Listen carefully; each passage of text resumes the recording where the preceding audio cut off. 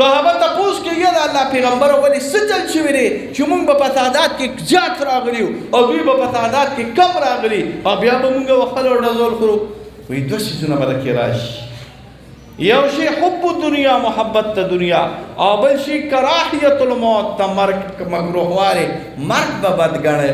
نو لکه سره د ماله او سره ستا سره داسې څوک دي چې وایي چې یاره مرګ د ماله فی الحال راشي. موږ وایو یا الله پاکه ګورې په معنه د دې سره لږ یو ستاسو د علاقې نه یو بوډا راله راغلی، یو ځل ورغلم ورور یې مړ شو، بیا یې ترور مړه شوه، بیا یې سوی چېرته مړ شو، چې راغې ژړلي وایي دا اسرائیل مې داسې کونې ته تاویږي را تاویږي دا د الفاظ ښه وایي دا اسرائیل علیه السلام مې داسې کونې ته تاویږي را تاویږي.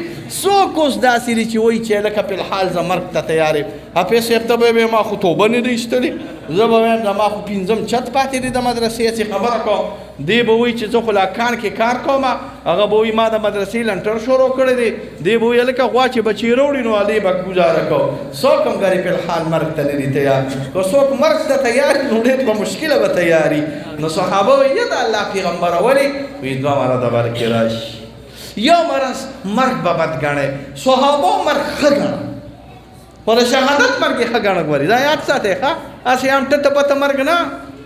ستا سره خلکو مرګونه سي وایي شهید شو، موږ ویل که څو شهید شوی دی وایي ګوان کې په ګاونډي سره په دغه باندې په ډیران باندې جګړه وغو ویسته شي، شهید نه شو، په خلار کښېنه. دا شهادت داسې خوار راغلی شهید هغه چې توره راوالي او ټوپک راوالي او د هندو د سیک او د امریکې او د یهودي خلاف وجنګېږي، دغه شهید راغلی دی. شهید هغه دی چې د الله د رضا لپاره مال پرېږدي او په میدان کې وجنګېږي، دغه شهید راغلی دی.